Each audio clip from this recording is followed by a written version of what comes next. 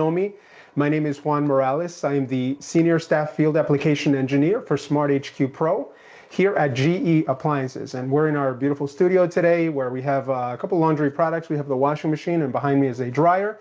Kind of a tight space. It's an actual real home, so tight quarters just like you would see in the field. And today we're going to be focusing on how to leverage SmartHQ service. So as you can see right now, for time purposes, I already have my SmartHQ service module connected to the Ethernet port on the washing machine. And today we're going to be utilizing this front load washer. So it's going to be actually very easy for us to diagnose everything on it. And when I say everything, I mean every component, because the port is located in the front section. So as you can see, I removed the detergent drawer, and the port is right there. So I don't have to pull the unit out of the point of installation, especially because there's a really beautiful granite countertop on top of these two machines, not directly on top, but above it. And if I were to have to pull the unit out, maybe because the port was in the back or something, it would obviously make it a lot more difficult. So being that the port is in the front, it's much easier. Same thing on the dryer that's behind me. The port is located also in the front section, okay? And of course, what I've already done as well is set up my SmartHQ service application on my iPad. So you can use a phone, you can use pretty much any mobile device you'd like. I like to use the iPad because it's going to be easier for me to demonstrate all the features and functions. And some of the things we're going to show you is how to run, for example, a spin test, an agitate function, how to turn on the water valves, drain pump, all that. But in addition to that, I'm going to also share how you can leverage this tool to find out if the problem with your customer's laundry is related to how they're using it, right? So for example, if the machine's not spinning, or it's going out of balance, things like that, it could be because they overloaded the machine. And the only way you're going to find out is by looking at the cycle history in here. I mean, you can ask your customer as well, but if you look at the cycle history, it'll tell you exactly how the machine has been utilized, again, to determine if the issue is user related. So lots of cool stuff happening today. And again, welcome everybody. I did spotlight myself, so everybody should be able to see my entire screen, not just a little image, but your screen should be the entire screen. Let me know if you have trouble with that throughout the presentation. And also, my friends, this is an open communication, open conversation, back and forth presentation today. So feel free at any point to chime in and pause. You know, we're going to pause for questions. But if you have a specific question about something I say that maybe wasn't explained clearly, at any point in time, just stop me and we'll go over it, okay? You can also use on Teams, there's a little hand button. If you click that, it means you'll raise your hand for you to ask a question, all right? So that being said, let's go ahead and quickly start. I just want to first and foremost share the contact info where you can reach us. So we do have a website, my friends, and that website is smarthqpro.com/service. And of course, our email is smarthqservice.support@geappliances.com. So that's where you can reach us anytime. And if you scan that QR code, and I'll share the QR code at the end of the presentation as well, but that QR code is going to give you access to our monthly webinars. So these are independent from the ones that Tribbles conducts with us. We do these, GE, you know, as a company, we do these independently, and we cover different products, right? I think next month is, if I'm not mistaken, refrigeration. So with the summer months coming up, you're going to want to definitely sign up for that. And again, don't worry if you missed the QR code, we'll show it at the end of the presentation. All right. So for now, let's go ahead and quickly get started because again, we do have quite a bit of material to cover. I want to make sure I cover it all. So at the heart of the system, my friends, is the Bluetooth module that you see right there in the middle of your screen. And of course, that is going to connect to your appliance using a standard RJ45 cable or Ethernet cable, whichever way you wish to call it.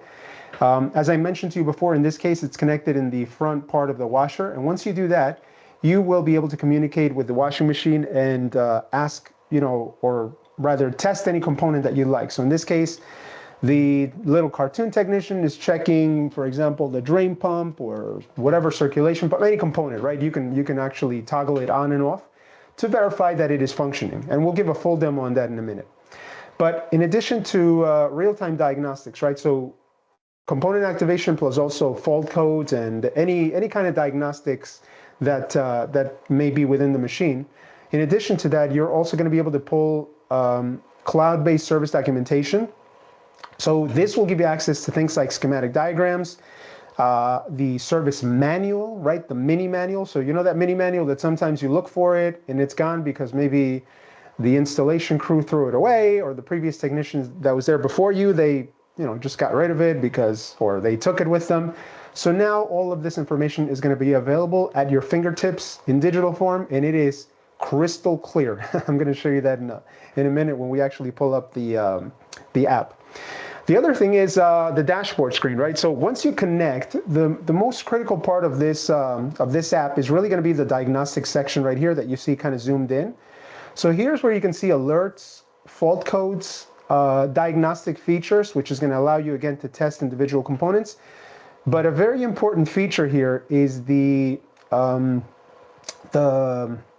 updates. Okay, that's one thing that I want to be very, very adamant about, the fact that you can do firmware updates with this tool. And the reason, we say that this tool is designed to help you, it's really designed to help you do one thing and one thing only, okay?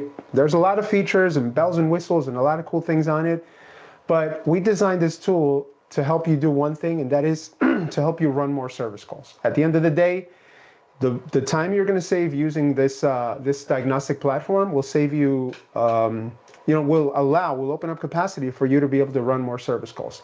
So one of the features that we talk about in detail is the firmware updates. Anytime that there's a firmware update available on any product, whether it's a washing machine, dryer, dishwasher, it doesn't matter what it is, you have the ability to, instead of replace a board, you have the ability to simply update the firmware. And in doing that, what's going to happen is you don't have to take the unit out of the point of installation. You don't have to install a new board, disassemble it, put it back together. All you need to do is flash the board from your app. So you hit one button, boop, and in about, let's say 10, 15 minutes or so, not even, 5, 10 minutes tops, you're done, you're in and out of the house. So a service call that would have required you to pull the unit out of the point of installation, order the board, come back with the board, put it in, we're talking hours and of course days and waiting for the board to come in.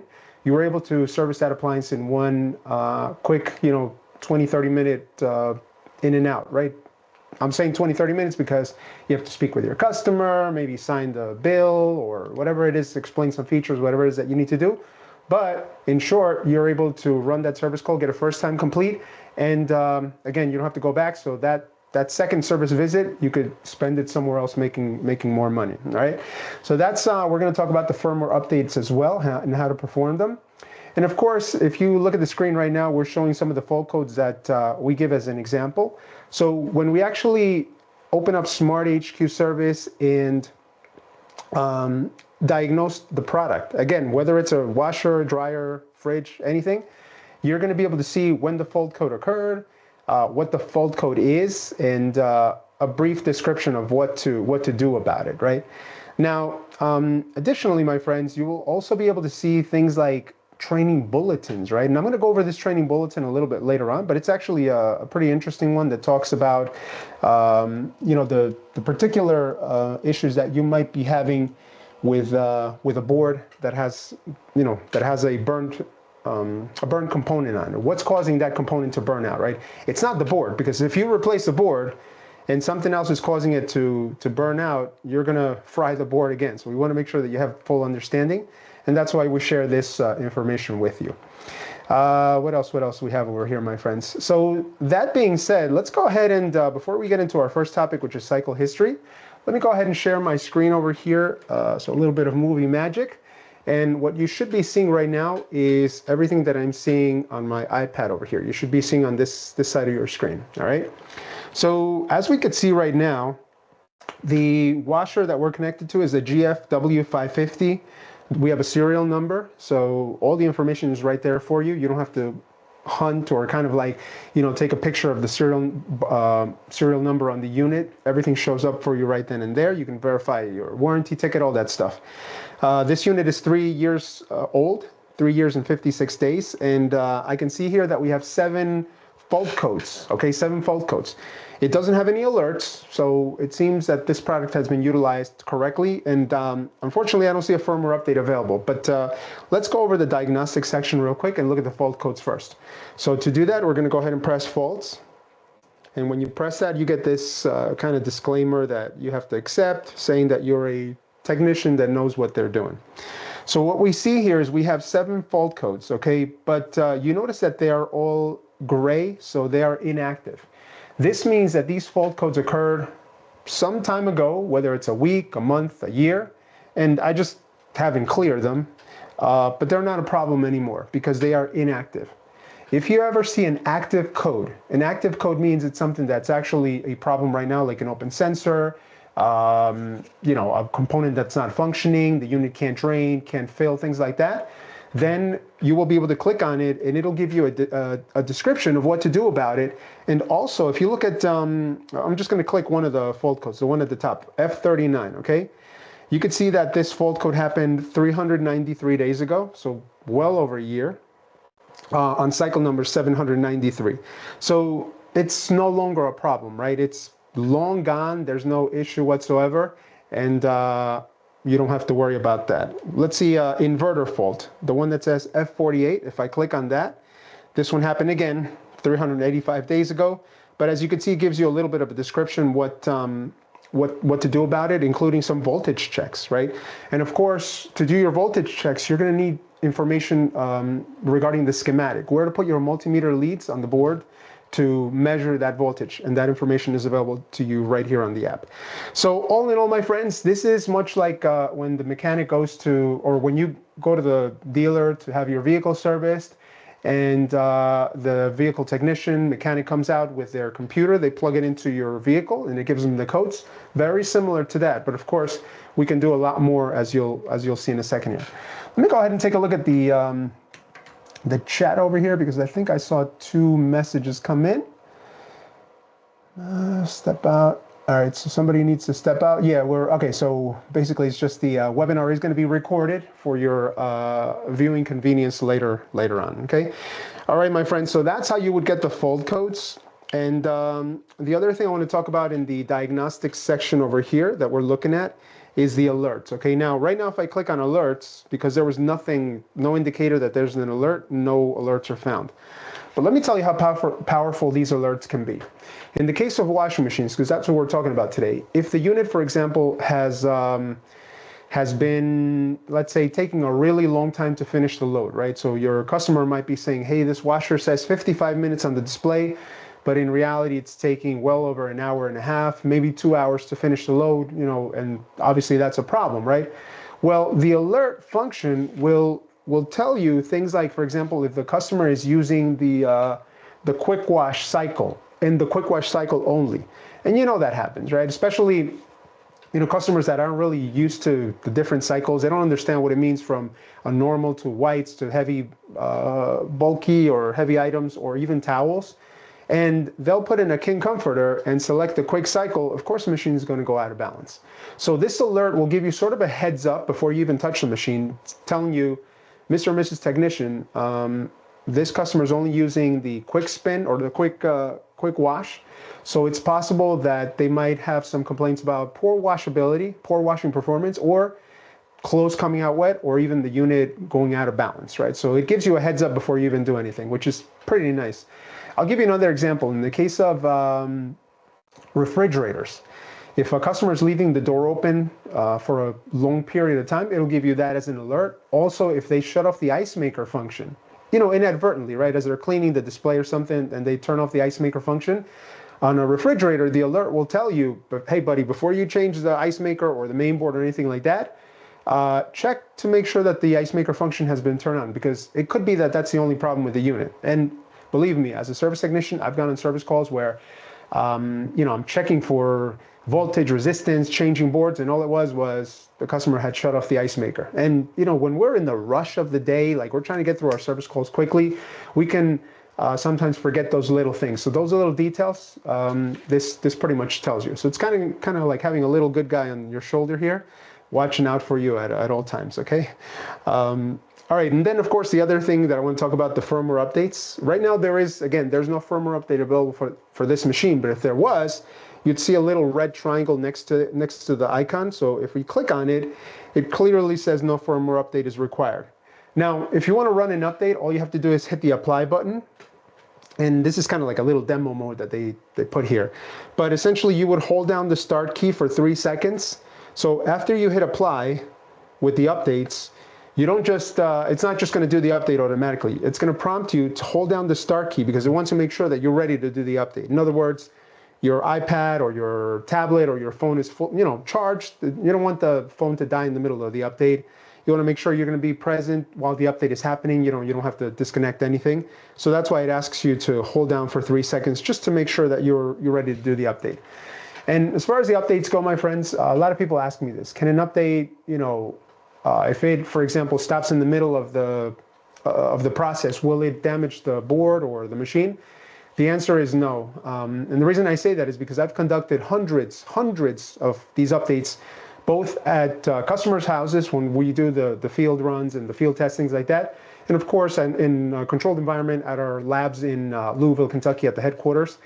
And the worst case scenario, right? I've tried everything. I've tried unplugging the machine. I've tried unplugging the iPad, cutting off the internet, taking a phone call in the middle of the update, sending a text message. The worst thing that happens is if the update doesn't go through, you just have to start all over again, and it just takes another 5-10 minutes to complete. But other than that, you can feel very confident about doing the updates, very safe, and it will, again, in many cases, resolve a software-related issue in one single service visit without any parts.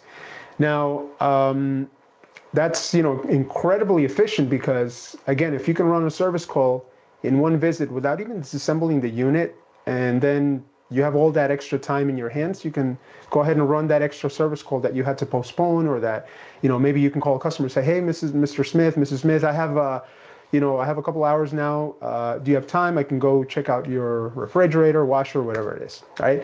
So that's the firmware update feature, and that's essentially how you would run that.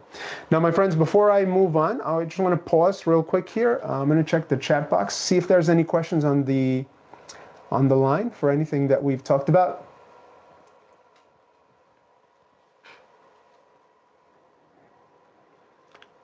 All right, so it appears there's no questions for now, but like I said, my friends, Hello. at any point, yes, go ahead, ask your question, Mr. sir. Morris. How are you? Good morning. Yeah, I have a question. How you can connect this device with the appliance? How do you connect the SmartHQ service device to the appliances? Yes. So the system consists of two things, right? The Bluetooth module that you see right here. So you see my Bluetooth. Now you're not going to get a green one like that. It comes in black with gray bars. The reason they gave me a green one is because it's easy for me to not lose it. And I've already lost a bunch when I travel. But anyway, to answer your question, this is uses an Ethernet cable, like the one you connect your internet box with. That connects to the port on the appliance. And in case you're wondering where the port is, there is a document. Matter of fact, let me go ahead and share it right here. So I'm going to open up the Ethernet port document and look at Ethernet port location. So this document is going to tell you where every single port. So we're talking about washing machines. The port is right there for this one, for the front load washers. If you're talking, for example, about a refrigerator, so it's telling you a refrigerator is located behind the top middle cover. So every port location is going to be available to you. And it's relatively easy. You just connect, and then of course what's going to happen is you need to download the application to your mobile device, the SmartHQ app, and then you pair your mobile device with the Bluetooth module. Just like you pair a set of headphones, a watch, anything else that you pair Bluetooth, you pair it, and then that's it. That's how the connection takes place. And then the next time you're at a service call, you just take your little Bluetooth module, plug it into the port, open the app, and you're ready to do everything that I'm showing you right here. But great question. Any other questions, my friends? Yes, All right. I have one. Yes, sir. Yes, shoot. Okay, those devices work like when the appliance is like the old version don't have that connection. You plug it in. So what year is they started? Yeah, compatibility. That's a great question. And it's something that I was hoping it would come up at some point. Yeah, so older units, we're talking before like 2010. they are not going to have this port, okay? We started implementing the RJ45 connection port on products starting in 2012, and that's when our factory technicians, the GE factory guys that you see the van sometimes, they would go they started using the tool in 2012. So the answer is, this is compatible all the way back to products from 2012. But the reality, I'm going to be very open and transparent with you. The reality is that we didn't put the port on every single machine in 2012. Only like the higher end models, the one with a lot of features, digital communication. But as products evolved and became more complex, I'm going to say anything from 2016, 2017 and up, you're going to find the port on that machine, okay? Unless it's a very basic machine, like for example, the top load or top mount freezer, the one 18 cubic foot with the freezer on top, fridge at the bottom, that one is not going to have the port because it's mostly electromechanical. There's only a couple components, right? Defrost system, the ice maker, which is all mechanical, and then just the compressor and the main board. Other than that, it doesn't have that many. I think it has a couple sensors here and there. But a product like this washer that has all these valves and sensors, it's got the pressure sensor, it's got the temperature sensor, all that. It's going to be compatible with that. All right. So really good questions here. Thank you. Yeah, keep them coming, my friends. Keep them coming. Let's go ahead and move on. I will pause again, I promise you, for some questions in a minute, but I want to talk about this really nice feature called cycle history.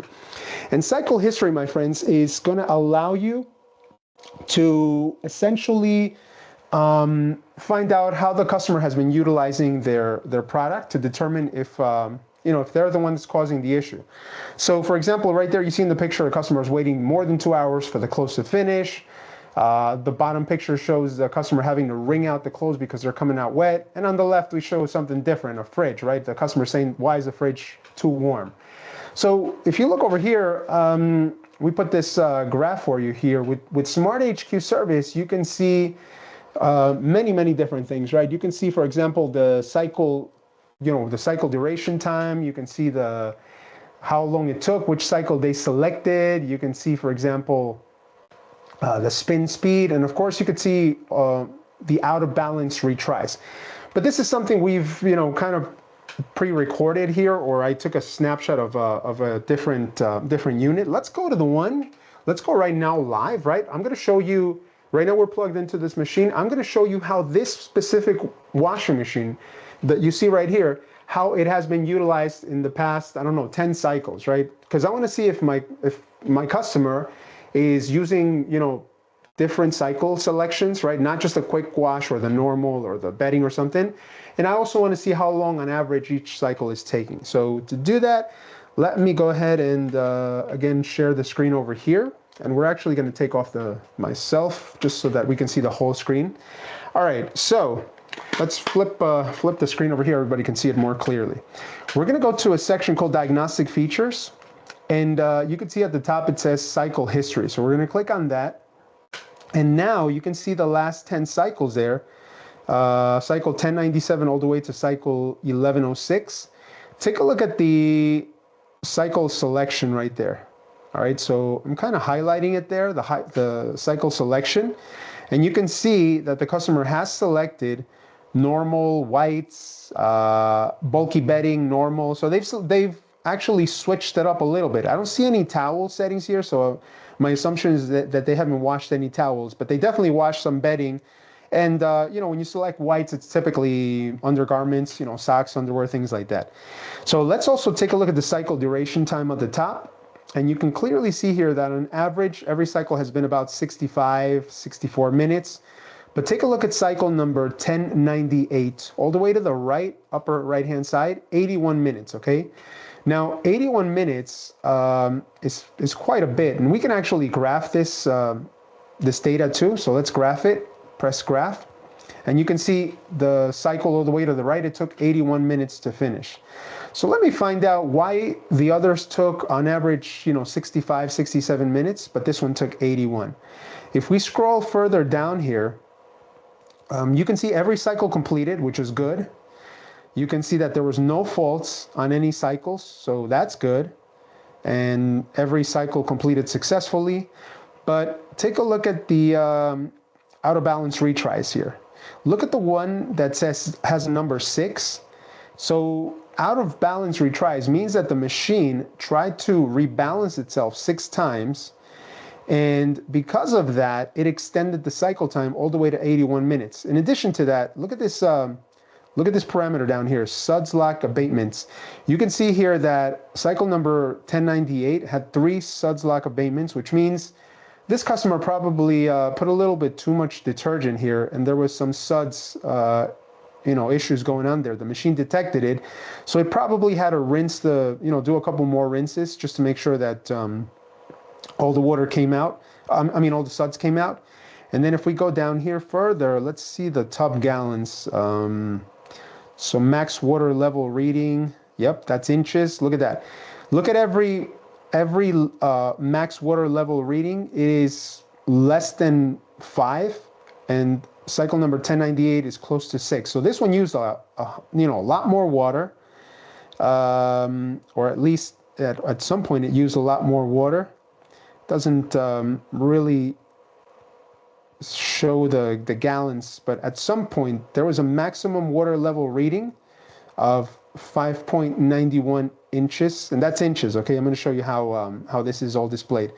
But all in all, my friends, you can see, for example, this is my favorite parameter to look at is really the cycle duration time, because this is going to tell you, if the machine, if the machine is actually taking, 2 hours like the customer is saying. In this case, I don't see any cycle that took 120 minutes. I see it took, an hour and 20 minutes, but not 2 hours, right? Or not 3 hours. And sometimes you'll get customers that say, hey, this machine's taking forever to finish, and I don't know what's wrong with it. And you're trying to figure it out. You want to believe them, right? That they're telling you the truth. But a lot of the times, they're going to kind of exaggerate a little bit. And I know, because I've been, I don't do this anymore. I don't run service calls anymore. But when I did, I heard a lot of different stories, right? And a lot of times they didn't corroborate with exactly what was happening. So this gives you a good understanding of how the machine is functioning, how to approach the repair a little bit better. All right. Any questions, my friends, about the cycle history feature?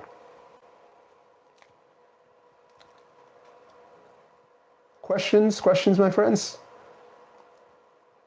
All right, so let's go ahead and move on over here. So we talked about the cycle history, and let's take a look at this training bulletin here, because this is one of the pieces of information that comes, again, documentation comes standard with the SmartHQ service application.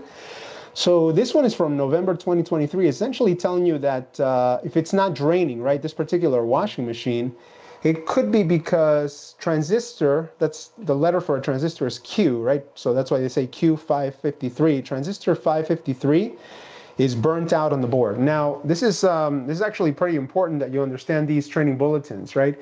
Because if you see that, right, if you see a board that's burnt, obviously the first instinct is replace a board, right? It's a no-brainer. It's got a burn mark, you got to change it. But you also have to find out what caused it. Now, you could go, across all the components and ohm them all out, check them with your multimeter, but that can take some time. So the fact that we have a training bulletin that gives you that information at your fingertips, it's basically telling you to verify that that you got voltage, and also check the drain pump, right? So it's telling you to basically change the drain pump first, and then replace the main board, because the drain pump could be the one that's causing the issue. The connector might be bad. You could have a shorted drain pump, something along those lines. So it's this is just one brief example of the many pieces of service documentation that we have available for you. And let me go back to the app over here and kind of show you where that would be located. So let's go back over here and share the screen. So we're going to go back over here. We're going to go to the main screen, the home screen. And if you look at where it says manuals and bulletins, we're going to click on that. And right there, you're going to be able to see service manuals. So if I wanted this full service manual for this machine, I can click on the service manual. It'll actually download the full thing, which is, I don't know, 100 and something pages with all the, all the information available. If I just want the mini manual, because maybe I want to check a schematic diagram to know where to place my multimeter leads, I can go to the mini manual. And again, let me take myself out of the picture over here. And watch what I'm going to do right now. I'm actually going to zoom into the schematic diagram. Look at the crystal clear quality of the graphics, my friends, that you get. I mean, this is as clear as you're going to get. So for example, if you want to check our door lock, there's a lock, goes to J153. Let's say we wanted to test our motor over here, our drive motor. There's a drive motor, there's the connections right there. And of course that is going to go to the inverter board. So there's my inverter board and where the connections go to. So it goes to connections 401. If I wanted to check, for example, my pressure sensor, right? It gives me the detailed information about the pressure sensor there. And of course you can flip the screen, but I wanted to show you, for example, all the resistance information right there. You can see all your resistance charts. They're shown right there for you. What the water valve coil resistance is, the door lock, the vent motor, drain pump heater, all of that good stuff is available to you. And of course, if we look at the bulletins, right? So where it says recent bulletins by model, there you have all these recent bulletins that are available. So the one we talked about right now, the washing machine not draining, there it is. I just pulled it up. There's that Q553 connector, sorry, not connector, but transistor. And that's how you're able to pull up all that information, my friends. So again, not just diagnostics, but also, as I mentioned to you, service documentation. Let's go over here, and now instead of me showing you, component checks, like you can check water valves, and instead of showing you on the PowerPoint presentation, my friends, what I'm going to do is I'm going to show you a side-by-side view. So let me show you what I'm talking about over here. For time purposes, we've already set this machine up with the door open. Now, I have tricked the door into thinking that it's locked just by putting an extra door lock assembly here, or door, the piece that goes in the door lock. And everything that you see happening here is in real time. So we're going to go ahead and start running some components. All right, let's kind of see what happens over here. Some really cool stuff is going to happen. So first and foremost, what I'm going to do is I'm going to go ahead and go to my main screen. So I'm just going to show you how I'm going to get there. Okay, we're going to hit diagnostic features, and then we're going to go to operate loads. And operate loads will allow us to actually go into the service mode and control any component in the machine. Again, without a multimeter, and most importantly, without going into the, so let me kind of show you over here, without having to go into the user interface. So I think you all know that there is a service mode that you can get into by pressing a button, turning the jog dial, and pressing a series of key code sequences. While you can do that, it's a little cumbersome, and you have to constantly refer back to a tech sheet to know which test you're in. And even then, there's going to be some things you're not going to be able to do in service mode from the interface. But I'm going to show you right now on SmartHQ service how we're going to go ahead and enter service mode. So all you need to do is press the bottom button that says enter service mode, and watch what's going to happen when I do that. Watch what happens to the display over here. So we're in service mode, and the display is now flashing. Okay, it's flashing, which is an indication that we have entered service mode without having to press the key code sequence over here, or turning the jog dial or anything like that. And I know some of you know how to do this from the display because you've done this many times probably in the field. But I'm going to show you here how you can run some of these tests really, really easy and find out, if it's maybe a component that's bad or if it's a board that's bad. So the first one we're going to run, you can see right here we have 4 options at the top: water valves. We can run the pumps, well, the drain pump. We can run the door lock, or turn the door lock on and off. And of course the damper, we can also shut that open or closed. So let's start first with something easy, the water valves, okay? And let's start with our hot water valve. So I'm going to press the button all the way at the top, hot water valve, and you're going to start to see the water coming out. So there it is, there's my water. The water is entering the washing machine. And the other thing that I want to show you is all the way on the right upper corner, there's a little button that if you click on it, it tells you the pressure sensor value. In particular, I want you to focus on the number of inches. So you can see right there we have 2.3 inches, 2.9 inches, and it's going up. And the tub gallons below, it's starting to also display that as well. So the pressure sensor is showing how many inches of water are in there. the tub gallons will follow in a second. So again, everything's happening in real time. You can see, I'll put the iPad here just so you can see we're running it all in real time. And in a second, we're going to shut it off. We're actually, after 60 seconds, the water valve will shut itself off. You don't even have to turn it off, unless you want to. So there it is. So right there, the water valve, again, just turned off. So you can see, so I want you to look at a couple different things over here. Number one, we can see that the hot water valve status is off, okay, because the water valve shut off. Now, I'm going to go ahead and run the hot water valve again, because I want you to see how when I click the on button, all right, the status of the hot water valve or any other component is going to switch from off to on. And the reason why this is very important, my friends, is because sometimes we wonder, is it a bad board or is it a bad component? Whether it's a water valve, drain pump, heater, motor, whatever it is, we want to know what's causing it not to work. Is it the component itself or the board that feeds power to the component? And with SmartHQ service, you will know that 100%. When I turn on the hot water valve again, that off status that you see right now is going to go on if and only if the main board is good. If the main board is not sending voltage to the valve, the load status will stay off, basically telling you you got a bad main board. So let's go ahead and try it. So we're going to turn on the hot water valve. And let's see if the main board is good. Well, there's water coming into the unit, and you can see the status went on. All right, and if we switch cameras, there's the water coming in. And let's go back to the parameter box and look at the gallons, right? First of all, the pressure sensor is 5 inches. So we're getting a lot of water in there. And of course, our tub gallons is also going up. I'm going to go ahead and shut this off. So I'm going to turn off the water. I don't want that much water in there. And watch the hot water valve status go from on to off. There it is. It just shut off. All right, so let's put this in perspective.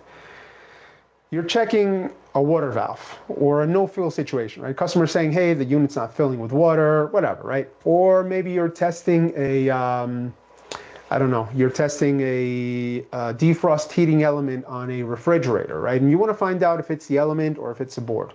Or you're checking a drain pump on a dishwasher, and you want to know, is it my drain pump that's causing it not to drain, or is it the main board that's causing it? So with this tool, you're able to pinpoint exactly which part you need, so you're not guessing. And this gives you a competitive advantage over someone that maybe doesn't have this tool. The reason why is because if you have the certainty of which part you need, then when you are charging your customer, right, you're only charging them for the part that they actually need. Your labor rate is still the same, right? You're still going to charge whatever it is that you charge to actually perform the repair, but you're saving your customer money on parts that maybe they didn't need. Because the worst thing you could do is say, well, it's not filling, I'm going to replace both the drain pump, the water valve assembly and the main board. And maybe the main board's totally okay, and you just charge them an extra $200 for a main board they didn't need. You're doing them a disservice, and they're probably not going to call you because you were too expensive. Whereas if you know exactly what the component is that you need to swap out, you're giving them a more competitive rate, more competitive price, and next time they have another appliance service issue, they're going to call you because you still fixed it, but at a better price, right? And it didn't do anything bad to you or to them. It just, the fact that you're accurate makes it less expensive to perform that repair. All right, so that being said, I'm going to go now the opposite way. We're actually going to drain this water. So let's go ahead and go to the drain pump. So we're going to go to pumps, and again, go to the section over here. So you can see the water's in there. I'm going to actually splash it around a little bit, and I can see the water is warm. The other thing I want to check before I drain it, my friends, again, I'm going to hit the button in the upper right-hand corner over here, and that's going to give me also my current water temperature, 69 degrees, okay? So, you know, it's not hot, but a little bit more warm water came in. So let me go ahead and drain that water now.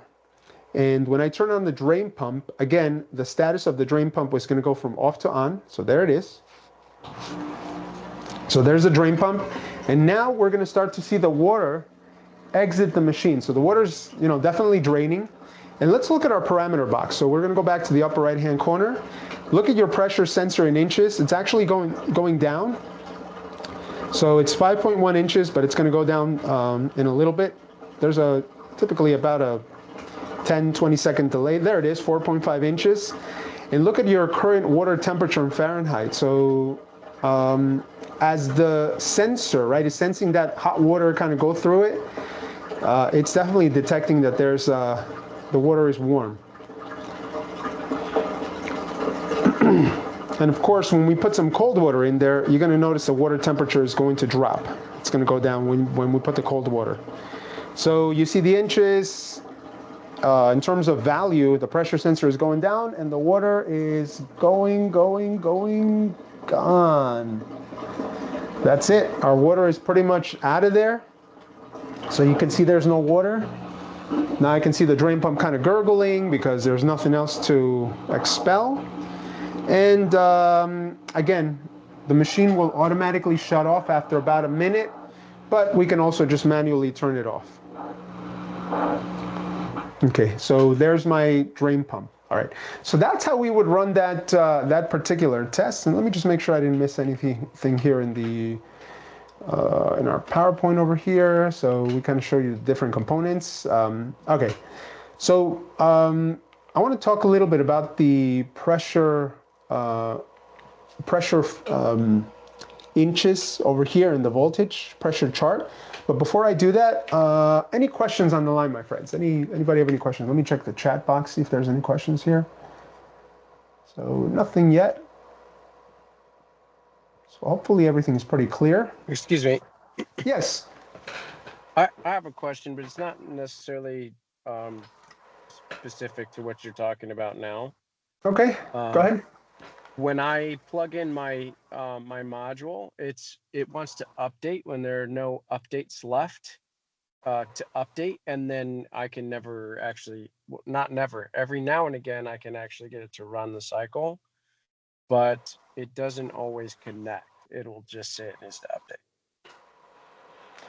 So you're saying the Bluetooth module, sometimes you connect it, and just explain That's the part correct. to me again. You're trying to, like, you're able to connect to the appliance, but then what does it tell you? That you have to do an update, but there's no update available? That's correct. Yep. And then it doesn't, it won't allow me to continue moving forward with the service. Gotcha. Okay. So how long have you had your module for? Just Maybe over a year? Maybe about, yeah, maybe close to 2. Okay, so there's actually an update that you can do to the module, and there's a really cool video on our YouTube channel. So if you go to YouTube, you go to SmartHQ Pro. So just in YouTube type SmartHQ Pro. There's a video there that shows you how to update the module. Essentially, just like an appliance and just like any other electronics, the module itself has to be periodically updated, right? It's not that often, but we're going to say once every 6 months or so. So if you've not done this in the past year and a half, it's probably due for an update. And that typically takes care of like little things like this. So all you need to do is instead of plugging the module into an appliance, plug it into like a laptop port. So it does have a USB cable that comes with it, or just use a regular phone charger, right? It's a USB, just a regular USB mini connector. The cable that comes with it, you can use, plug it into a phone charger, plug it into the outlet, and that's going to power up the module. Then you can launch your application, and essentially the app, you have to have the tablet or the phone connected to the internet, by the way. It's going to connect to the Bluetooth module, just a module, not an appliance, right? Because you're not connected to an appliance, and it'll prompt you to update it. I can guarantee you that when you do that, it's going to say you're missing about maybe 20 or 30 payloads. And those are just the updates that we give periodically. It'll probably take you it takes about a minute per payload. So maybe, allocate about a half hour. Do this, at the end of the day, when you're back in your office, you're back in your home, and just let it sit there and run. And after about 20, 30 minutes, it'll be up to date, and that should take care of that issue. If it doesn't, Very well. If it doesn't for some reason, because we've had this, I'm sorry, let me just, it's possible the module could need to be replaced, but 9 out of 10 times that I've had this similar issue with other users, once they do the update, it's ready to rock and roll. So you should be good with that. And I'm sorry, you were going to say something else? Thank you very much. Yeah, and I just wanted to verify the website. It's SmartHQ Pro. Is that right? So if you go to YouTube to look at the video, go to YouTube, type in SmartHQ Pro as the search, and then that'll be our channel. And then there's a video in there that shows how to update the module. There's a bunch of videos, by the way, but one of them shows how to update the module. Very well, thank you. My pleasure. So somebody I was asking here about the cost of how much is SmartHQ cost. Okay, that's a great question. So there's two parts, and thank you, Kimberly, for sharing that in the chat box. There's the module itself. So the box itself will cost $199 for just the module. That's a retail price. But Tribbles now carries what's called the bundle pack, which includes both the Bluetooth module and a 6-month subscription to the service. So the monthly subscription is $50 a month if you just get the monthly subscription. Of course, the Bluetooth module is $199. So all in all, it'll be $499 for the module plus the 6-month subscription. And a lot of so I've presented this hundreds of times, maybe over 1,000 times now since I've been with GE. A lot of the times when users first see this, they're like, "Oh, it's a cool tool and everything, but $50 a month, a little too much to spend." Let me tell you this, my friends, $50 a month, okay? Use this tool one time, just one time a month, to save you an extra service call. And not only did you pay for the monthly service, but you've actually made a little profit in the process, because I'm not going to tell you how much it costs to go out and run a service call, to put yourself out there, or to send your technician. You know how much it costs, and it's a lot more than $50 a month. So use it one time a month to save you on an extra service visit, because you were able to do a firmware update, or just diagnose something much faster, and you save an extra hour of diagnostic time. Tool pays for itself, my friends. And I can tell you, as a service technician, if I would have had this when I was running service calls, easy, I could have probably ran at least 2 more service calls a day, at least. And the speed, the time that you save diagnosing, and how fast you can test things, it's an amazing tool, all right? And I've been in this industry for quite a bit. I came from a different company, can't say the name, but it's the one that had the ice maker issues, where you had to put the 2 little clips, the glue inside that ice room box, things like, you know what I'm talking about? The diagnostic time the troubleshooting time that you save by just clicking through different things here, the hours that you save, just that itself pays for the tool. So thanks for sharing that. So Marco, we have your hand up. Go ahead and ask your question, please. So I heard there was some compatibility issues with some of the older GE models, that they also have the Ethernet port. Is that true? If it has an Ethernet port, Marco, it will be compatible. I'm not sure specifically what product you're referring to.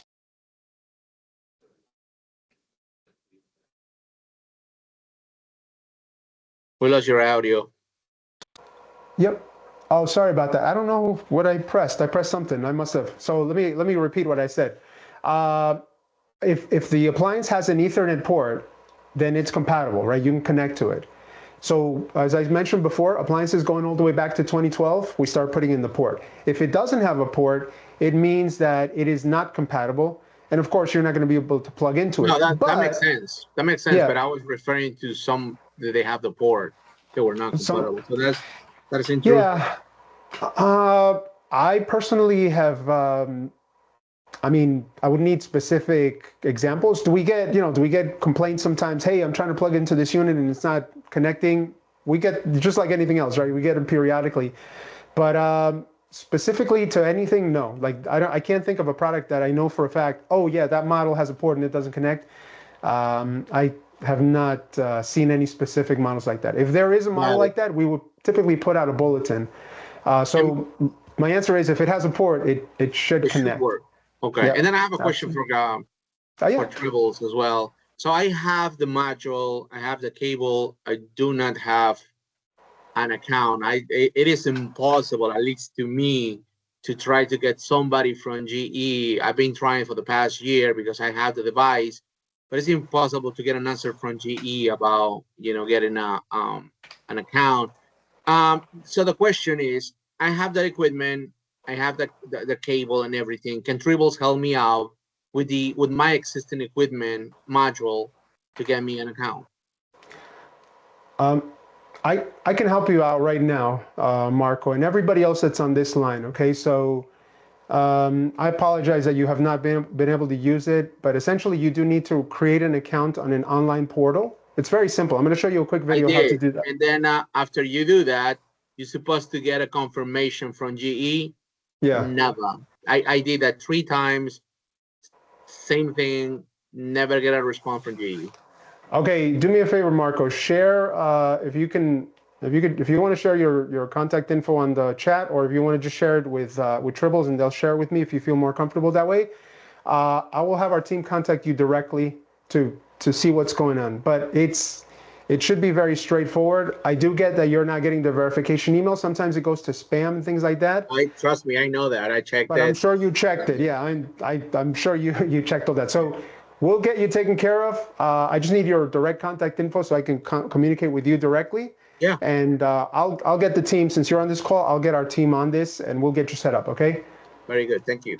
My pleasure. So since we're on the topic, my friends, for everybody that's watching this right now, let me go ahead and share this quick video. So everybody just kind of sit back, relax and watch this video that shows you how to create a portal, because you will need to do this. Once you buy this tool, you will need to go to the customer portal to set up your account. Take a look. The SmartHQ Service Customer Portal allows you to easily manage all aspects of your account from a single user-friendly interface. To get started, you'll need to register your account by visiting service.dashboard.smarthqpro.com. Please note that registration must be completed before you can access SmartHQ service. Once this process is complete, you'll receive an email prompting you to verify your account. In the event that you do not receive a verification email, it is possible you already have an account. In this case, click Forgot Password and enter your email address to reset your password. A password recovery link will be sent to your email. You can now sign into the customer portal using your login information. Now, let's navigate the customer portal interface. Click My Profile to view your account information. Here, you will be able to change your password, edit your information, and add additional admins if needed. The My Technician section allows you to see everyone who has a SmartHQ service license assigned to them. From here, you can manage each technician individually and add or revoke licenses. Under Manage Purchases, you can see the total number of licenses you've purchased and how many are available. You can also purchase additional subscriptions and Bluetooth modules.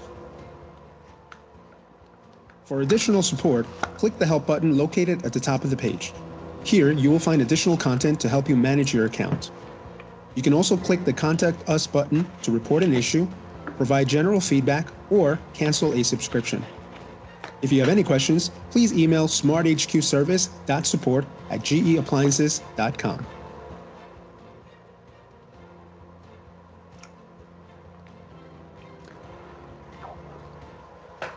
All right, my friends. So that was a quick video we just wanted to share.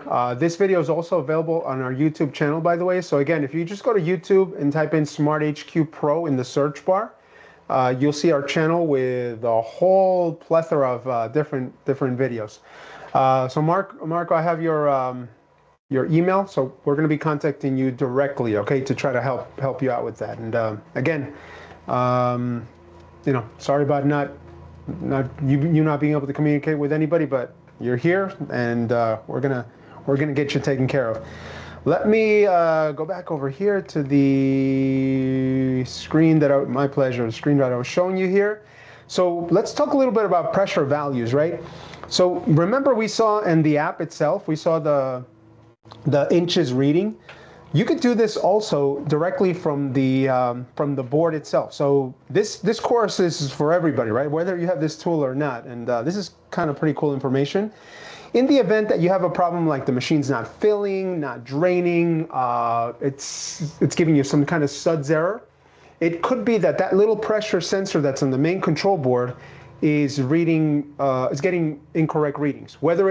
Most of the time, it's a bad hose. It's not the sensor itself. Very rarely have I seen the sensor go bad. Does it go bad? Yeah, it does, but not too much. Most of the time it's a hose or wherever it's attached to, there's some buildup or something like that, okay? So if you want to check for accuracy in terms of how much water is in the machine or not, you can actually go to that, to the actual pressure sensor and measure with your multimeter. You can measure voltage. So for example, if it's empty, right, 0 inches, it's going to give you really low voltage. And as there's more water in the machine, obviously the voltage is going to go higher. There's a pressure sensor right there. So you have to be really, really careful when you're measuring this, my friends, because you're going to actually take your multimeter leads, and here's a schematic. You're going to take your multimeter leads and put it across 2 points, right? The ground and the power supply. And if you, actually a ground and output, 3 and 4, if you put your multimeter lead across those points, that's how you're going to see this voltage. Just be sure not to short something out, because if you touch ground to power supply, like pins 2 and 3, you're basically going to roast that chip. And that means you have to replace the whole board, because that chip for the pressure sensor is directly attached to the board. So just be very careful. Or better yet, just check it with SmartHQ service. There's no tools, no disassembly. Makes it much easier. Real quick over here, my friends. So again, the Fix It Like a Pro webinar series is available. It is live now. And if you go ahead and scan that QR code with your phone, you can actually register for it. You will be able to see the live videos that we have, the live feeds, but also there's a bunch of pre-recorded stuff in there, a lot of training content that we have from the past that you can watch, and it's on different things, ovens, washing machines, PTAC units, you name it, it's there. So be sure to take advantage of that. I will be showing this this QR code later on, so if you don't get a chance to take out your phone right now, don't worry about it, you'll be able to see it a little bit later on. And let's go ahead and talk about the bundle pack. Okay, so the bundle pack, my friends, is what Kimberly put on the chat box. There is that part, and let me just kind of bring it up in the chat over here. It's part number SPS B10P01A. So if you click on that, that's going to tell you the price as well, which includes the 6-month subscription plus some module. Before I go ahead and show the video how to activate it, I do have a question on the line. So Hernan, go ahead. Yeah, you hear me? Yep, can hear you loud and clear, my friend. Okay. A quick question, sir. I know I'm not related to those type of wash machines you just showed in the picture, but I work in those stackable washer and dryer. Yep. Yeah. I have some issues sometimes with one of the latest model. They're like when they fill up water, right? And then suppose water, when it's already filled up, the shifter in the bottom is supposed to be engaged, right? Yep. So in some case, this shifter, it just go up and down, up and down, up and down into the light in the control board just disappear, like completely off. And they don't wash, don't drain. It just stay like that. It just turn off completely. You know what could be? So you have the mode shifter. So just to recap, right? Mode shifter is a component that changes the machine. This is, of course, like a top load washer, but it's got a stack dryer. Right. This shifts from spinning to agitate function, right? And that mode shifter is the one that engages, disengages. So only 2 things it could be. It could be the control board, or the mode shifter itself. You can actually run that test from the SmartHQ app. There's a function for it, and it will tell you whether the control board is sending the signal to shift the mode shifter. Well, it's basically 120 volts to shift the mode shifter. Right. Or you can also tell if the mode shifter is bad. In addition to that, that machine is actually very easy to take the cover off the top, and the mode shifter connections go to the board. You can disconnect the cable. Check your resistance. I think the mode shifter motor is 5,700 ohms, if I'm not mistaken. But look at your resistance chart on the mini manual. If the resistance is bad, it's probably you have to replace the mode shifter motor. If the resistance is good, then it's bad main board. Okay, because I noticed sometimes that maybe when they get like a wet or grease, make it like make it more that the tempo. You know, sometimes I have to replace the whole transmission because maybe it's water getting to the. Oh, okay. It's a deeper problem. Yeah.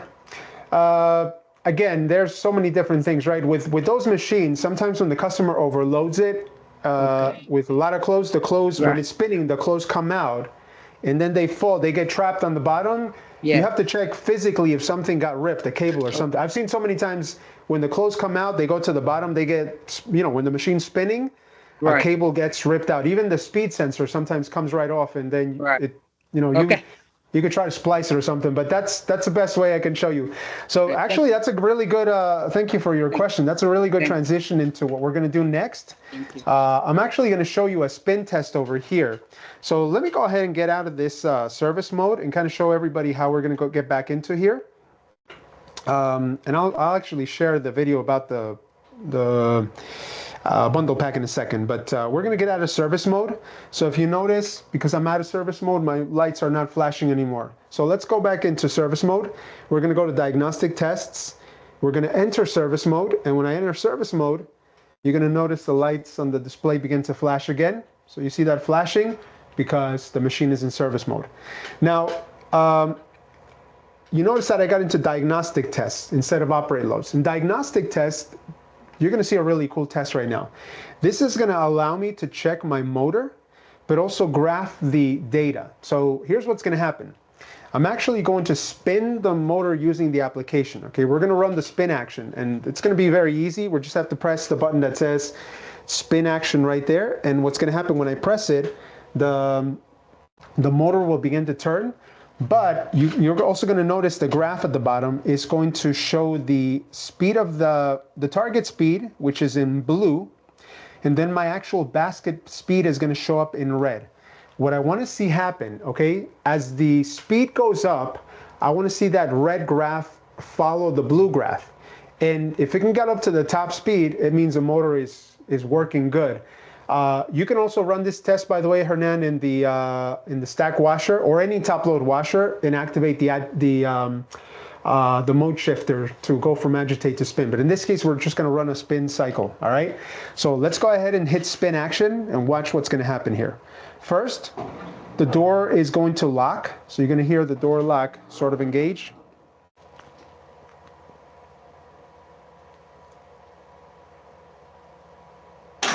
So there's my door lock. I think you all heard it. And now the machine is going to begin to spin. First slow, and then it's going to get fast. And you can hear the drain pump is also running. So the first target speed is 100 RPM. And we can see that our basket is already 100 RPM. Well, close to it, 92. There it is. Now it's 100. After it spins at 100 RPM for a little while, a few seconds, the target speed is going to go up to a higher level, maybe 400, let's say. I'm not really sure. I kind of forgot, but we'll see. So again, what we're trying to see here is that the red graph follows the blue graph. And there it is. It reached, it's now the target speed is 400, and you can see the red graph is going higher because the speed in here inside is getting higher and faster. So we're at 287 RPM. You can see the data at the top. And we want to make sure that this machine, the basket, can reach 400. So 400 before it can get up even higher. All right. So it's 360. There it is. The basket speed is 400. And now I can hear the motor beginning to ramp up. Look at the target speed, 800 RPMs. Now this is, I can feel the wind here. Now, never ever do this with the door open. We're in a controlled environment. We have a door lock. This is tricked into thinking the door is locked, but it's not. So it's reaching 800 RPM. Look how fast that's going. Again, this you always do it with the door closed, but to show you, we left the door open. And once it gets to 800 RPM and it's comfortable and it's not spinning, it's not shaking, it's going to go to 1100.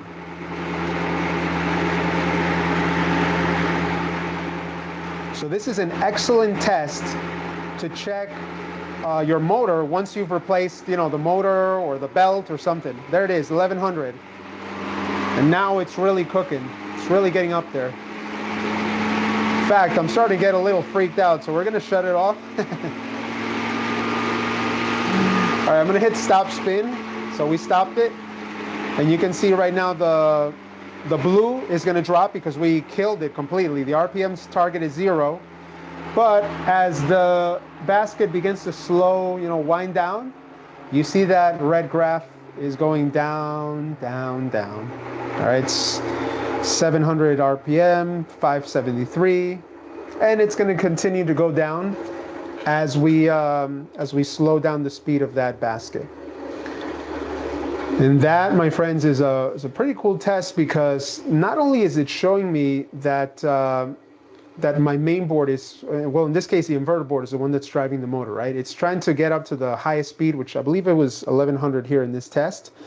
But also, we can see that the speed sensor, which is part of the motor assembly, it's actually a hall sensor, but some people call it a speed sensor, is actually detecting the RPMs. And this is very important because you might get cases where the customer is saying that the clothes are coming out wet, and that could be because the basket is not able to spin the clothes fast enough. And if it can't spin them fast enough, then it can't squeeze the water out of those clothes properly, and of course your clothes are always going to come out wet. So this ensures that functionally everything is good, but of course at the end of the day, if the customer overloads the machine and selects the improper cycle, none of that is going to matter. So it's very important for you to, once you make your repair, provide that extra level of customer education. Mr. or Mrs. Customer, when you put in bedding, right, a king comforter or whatever it is, your bed sheets, whatever, please go ahead and select bulky bedding cycle. If you're putting in towels, right, you just came back from the beach and you have all these towels, first get the sand out of them, very important, otherwise it goes into your drain pump, you know that, and then go ahead and select the towel cycle. These cycles are designed at a factory level, at an engineering level, to have a different torque, right? Different speed, different spin profile, so that the machine can handle that load and not go out of balance. Otherwise, you're going to get stuck with customers saying that it's taking forever to finish the load and things of that nature. So this is that's why this is extremely important. Any questions about this particular test we just ran, my friends?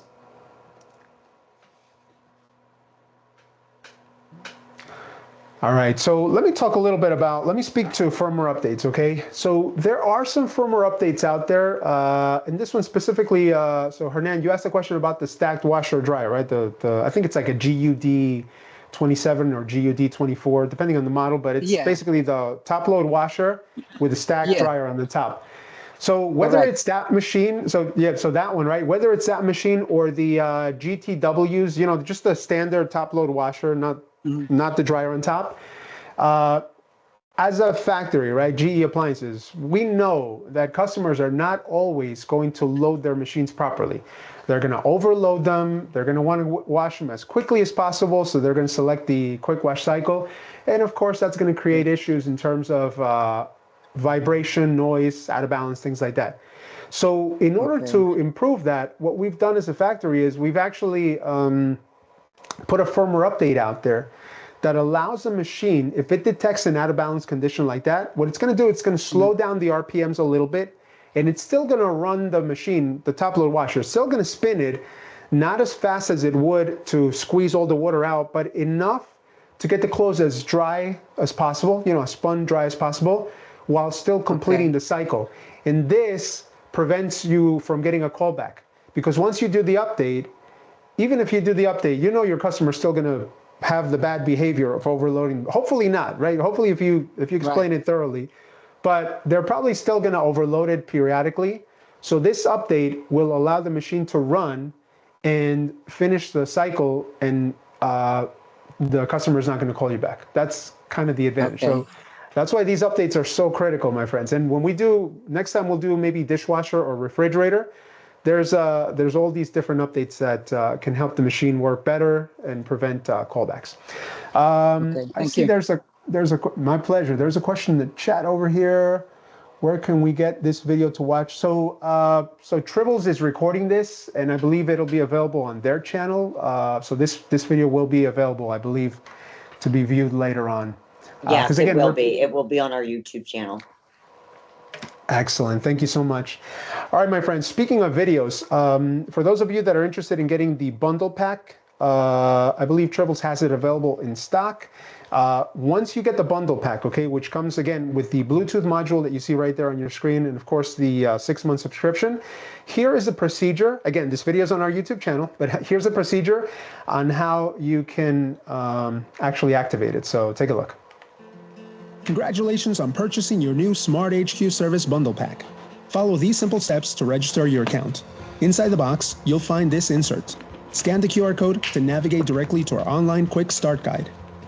Click the link shown to access the SmartHQ Service Customer Portal and register your account. It is important to note that device registration should only be completed by account owners and not technicians. If you already have an account, please sign in using your existing login credentials. You can also register on a PC by visiting service.dashboard.smarthqpro.com.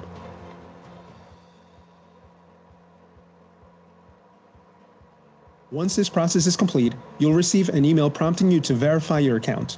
If you do not receive a verification email, it's possible you already have an account. In this case, please enter your email address and click Forgot Password.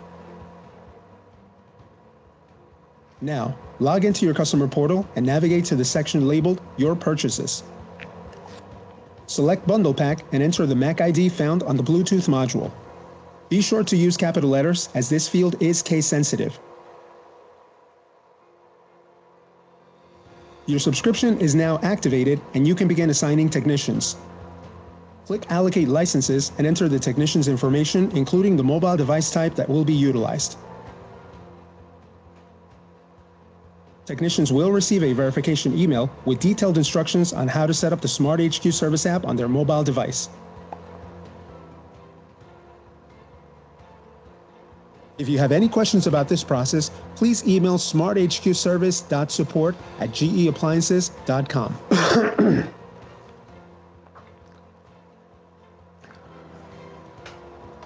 So there you have it, my friends. That is how you would activate your bundle pack. Again, the code, right? The code for your six-month subscription is actually a little sticker that's attached to the Bluetooth module itself. You have to, it's really small, so you have to take maybe a cell phone, unless your eyes are really good. But just take a cell phone, take a picture, zoom in. You'll be able to have that MAC ID code. Type that into your customer portal, and then that activates the 6 months. It's kind of like the scratch-off code on a gift card, you know, something similar to that.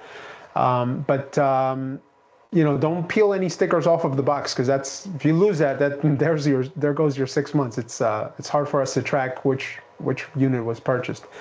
But that's essentially what you would do, my friends. And once you have it, you can begin using it right away. Again, as I mentioned before, there is a procedure to update the Bluetooth module periodically, and you might need to do that here and there just to make sure that it's up to the latest and greatest version. This also helps with firmware updates, because we are constantly, as a manufacturer, GE Appliances, we are constantly putting out updates for our machines depending on customer behavior. And this allows you to have the latest and greatest on your module so you can service those appliances as quickly as possible. Speaking of updates, I want to talk about the combo washer dryer. I know we're not talking about that today. We'll maybe have that class in a different at a different time. But for those of you that have worked on the combo, you know, the washing machine that has that extra sort of layer on top that has the heat pump, right? That allows you to put in a load of clothes and it comes out completely dry and everything else, right? It's the all-in-one. We recently put an update out there that actually adds a feature called pet mode to that particular washer. And the reason I mentioned that is because we get a lot of, you know, we get a lot of different complaints, right? But one of the ones we've been getting is related to the pet hair, right?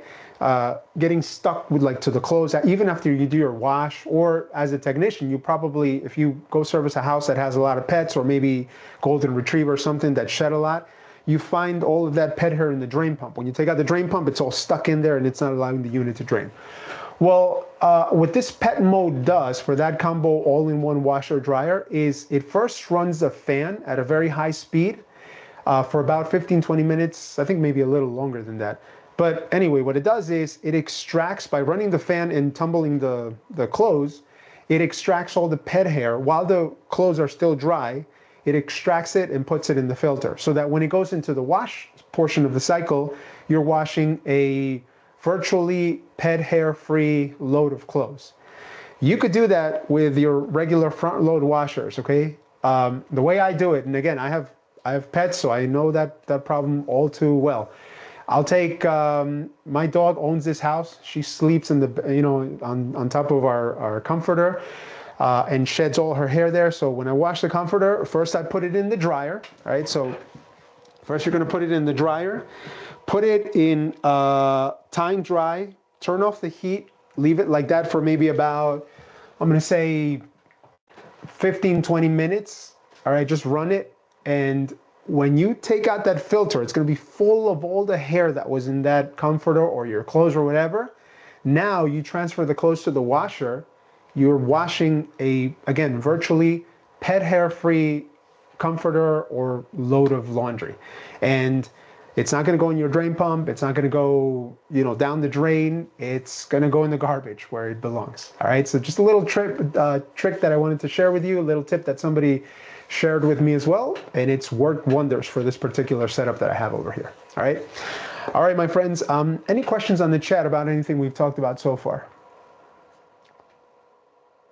Okay, so there's the YouTube channel. All right, so let's shift gears over here. We're actually making pretty good time. Just want to quickly talk about, you know, proper installation, right? Nothing beats a properly installed machine in terms of mitigating vibration, noise, things like that. So you want to make sure the unit is level, but also, most importantly, you want to also verify that it is balanced. And when I mean balanced is, if you're pressing down on any of the corners of the machine, you do not want it to rock at all, okay? And if it does, obviously there's some adjustments you need to make on the legs, and make sure that you lock those lock nuts, otherwise, after a while, the machine will go out of balance one more time. The other thing is I want to share here real quick is how do you check your motor, right? So we showed you how to run a spin cycle test, which is all good and everything. But let's say that spin cycle test failed, right? And you're like, do I have a bad motor? Maybe I have a bad inverter board. How do I tell which is which? Well, first and foremost, the motor itself on these machines, these particular GFW 550s that we're talking about, even the 510s, if you look across the resistance or across the, the windings, the resistance value is going to be somewhere in the neighborhood of 5.25 ohms, plus or minus 7%. These are very accurate readings, so you have to make sure that you measure across all three. If your multimeter is calibrated, even better. But essentially what you do is you disconnect the wire harness from the inverter board and check right at the connection, right at the connector for that 5.25 ohm resistance. The reason I say that and not at the motor, okay? You can check it at the motor, but I want you to check it at the connector is because you're not only checking the motor resistance, but also the wire harness. If the wire harness is bad, obviously nothing's gonna happen, right? So you wanna make sure the wire harness is intact. Now, there are two more connections on that motor, and if you look at the picture over there, you see the two red wires that are surrounded by a yellow sleeve. That's your Hall effect sensor or speed sensor, sometimes people call it. So you can't really check that with the multimeter. There are ways, but in reality, what you want to look for there is corrosion. Want to make sure the connections are good. If that's good, typically the Hall sensor is also going to be okay. And of course, you can get that reading from your graph that we saw on the SmartHQ service application earlier. So check your resistance, check your connections on the Hall sensor. If you still have problems with the motor, it's very likely you have a bad inverter. Now, the way you check that, okay, this goes directly to the inverter board. So there's the inverter board right there. The inverter board has an input and an output connection. The input connection is the one in red, and that is the one that gets 120 volts AC from the main PCB. So if you have a motor that's not spinning, and let's say you already checked your resistance values on the motor, and they're all good, right? Across any combination, red to white, white to blue, red to blue, you should get the same reading, 5.25 ohms. If you check that already, check to make sure that the main board is sending 120 volts AC to the inverter board. Now, if that's good, then your main board is good. If you're not getting 120 to the inverter board, the main board is the problem, all right? And you can check the wire harness for continuity, make sure that that's not the problem, but you know, usually if you're not getting any voltage to the inverter board, then your main is the one that's at fault, and that's the one you would have to replace. The last thing is the output connection to the motor. That's that gray connector right there. Please do not check that voltage, okay? There is no voltage to check there. You could check it with a different tool. It's called an oscilloscope, high voltage oscilloscope. A regular multimeter is not going to give you any kind of reading there. It'll give you something, but it's nothing that we can say, you know, this is what you should be seeing. So as the slide there says, never measure DC output voltage to the motor. So here's what it comes down to. If your windings are good, 5.25 ohms, and you check your hall sensor and the connection's good, and you have 120 volts AC going from the main to the inverter is a problem. If you have no voltage going into the inverter and everything else checked out okay, then you possibly have a bad main board that's not sending voltage. And you probably hear clicking also. If you hear clicking, you know you have a bad main. And then of course, if your windings are bad, then your motor is bad. So that's how you would troubleshoot a unit that's not spin. I think the error code or the fault code is F3 F3 fault code for a motor that's not spinning. But once you replace your inverter or your motor or your main, whatever it is, please go ahead and run that test that we ran earlier, and that is going to allow you to check, right? So I think I still have that. Yep, there it is. This is going to allow you to check. So we ran that graph before. Yeah, there it is. So run that spin test, right? Let's make it. Can we make it sideways? Yep, there we go. So run the spin test and make sure that it goes up to 400 RPM, 800, 1100, and then of course we killed it. That's why it dropped to 0 after that. But if you run this test, then pretty much the machine is functional. And those legs, you know, balance them out, make sure you lock the lock nuts. You should be good to go, okay? All right, my friends, any questions out there about anything we talked about today? So the video will be posted. Alrighty, well, unfortunately, that is all the information that we have for you today. So today's topic, again, was washing machine. We ran a bunch of the different components here. We ran the water valves, drain pump, the motor. I was able to show you the cycle history. Very important, okay? Keep in mind the cycle history is always going to tell you how your customer has been utilizing their machine. I've seen machines out there where when I look at the cycle history, the cycle selection, every single cycle shows quick wash, quick wash, quick wash, or it shows normal, normal. And then when I ask the customer, sir, ma'am, are you washing anything other than clothes? They're like, yeah, of course, I'm washing my towels, I'm washing my bedding. And I'm like, bingo, that's the reason why the machine's going out of balance, because you're not selecting the appropriate cycle for the load of, the load that you're trying to wash. So a little customer education can go a long way. And let me tell you this, if you just say it, it works sometimes. If you show them on the app, if you say, take a look over here, I can see you're only using this cycle, once you show tangible evidence, I have not had one that it's a user-related issue that I show the evidence, or the technician I'm going with shows the evidence. Not one that they've actually called back. They call back for something else, but not for that particular issue. So it's very effective, and it also helps you build loyalty with your customer. Right now, they know that you have the right tools. They know that you know what's going on. So whenever they need service again, they'll call you, and you'll be able to take care of them straight away. All right, my friends, I want to just say thank you so much to everyone here. I'm going to leave you with our contact information. Thank you to Tribbles. We're going to be arranging more of these webinars in the near future. But in the meantime, if you have not acquired your SmartHQ service tool, get the tool, okay? I'm not here to sell it to you. I don't get a penny out of this. it's available at Tribbles. The faster you get it, the more service calls you're going to be able to run. That's the best way I can put it. As a technician, I'm telling you, this tool will save you so much time. It'll open up capacity. It'll pay for itself, and then you'll be able to run firmware updates and all kinds of different things, save hours on troubleshooting time, okay? All right, my friends, so again, thank you so much for having joined us. We're gonna leave you over here with our contact info. And if you have any questions, you know who to contact. Thanks so much, and have a wonderful rest of your day. Bye-bye, everyone. Thank you. Thanks, Juan.